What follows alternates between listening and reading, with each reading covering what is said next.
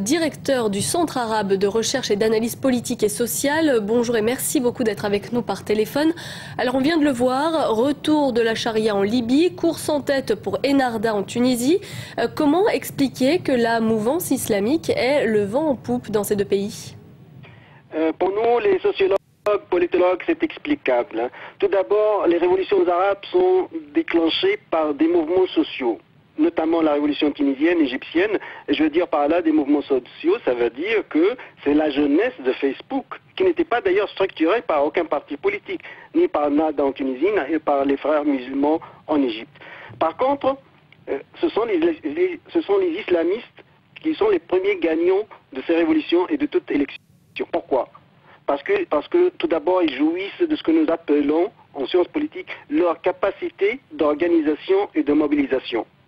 J'explique. Leur politique sociale a bien illustré qu'ils ont fort quand il s'agit de la mobilisation. Eux, ils remplacent l'État-providence.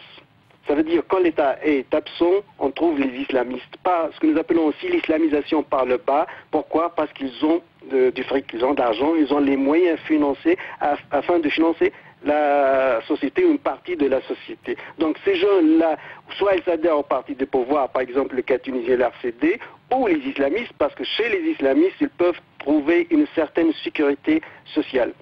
Il y a aussi, il faut signaler le soutien massif des pays de Golfe, notamment l'Arabie Saoudite, le Qatar, des dizaines de chaînes par satellite, notamment Al Jazeera aussi, qui soutient ouvertement les islamistes. Il y a aussi, il faut parler de division au sein de la gauche arabe en général. Parfois avoir un déclin de cette gauche. Aussi la faiblesse du courant libéral en général dans ce monde arabe. Tous ces éléments expliquent pourquoi les islamistes gagnent pour le moment. Mais on ne sait pas, peut-être dans 5 ou 10 ans, la donne change. Alors est-ce que ça signifie qu'il faut s'attendre à un scénario à l'iranienne dans ces deux pays, un scénario à l'iranienne après la révolution de 1979, l'émergence d'une dictature islamiste ? Il faut étudier le monde arabe cas par cas. Pour la Tunisie, il y a une possibilité d'un scénario à la turque. Ça veut dire les islamistes qui sont modérés d'Ennahda forment un gouvernement, mais par contre l'armée reste gardienne de la République. C'est un contre-pouvoir pour que ça ne dérape pas. Pour la Libye, non, la Libye, le tableau est très noir parce que Kadhafi a vidé la scène politique totalement. Donc on a soit ses partisans, les comités verts, soit des islamistes, voire même des djihadistes, des radicaux.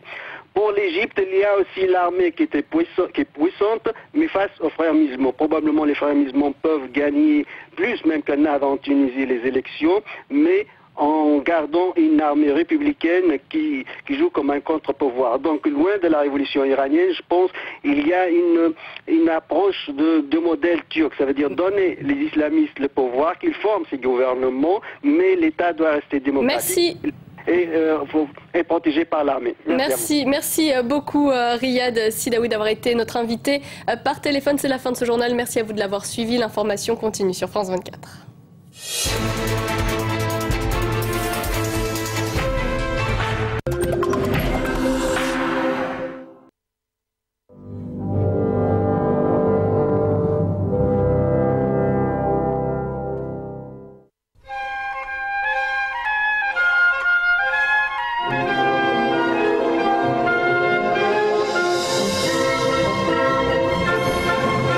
Parce que nous savons que nous construisons aujourd'hui notre patrimoine de demain, nous consacrons depuis plus d'un demi-siècle notre talent de créateur de valeur à l'art et à la passion.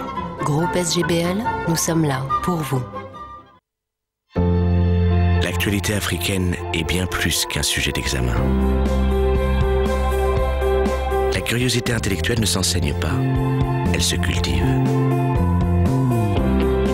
Le meilleur visa pour l'Afrique ne s'obtient pas dans une ambassade.